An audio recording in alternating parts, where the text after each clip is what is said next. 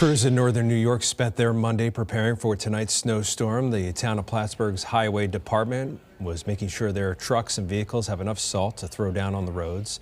It's a collaboration between local towns, counties, and the state to make sure everyone is covered.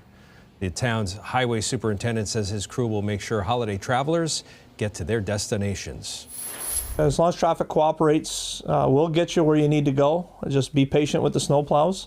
Our guys are some of the best in the area, and we're ready to hit the ground running as soon as the roads warrant us to be on them.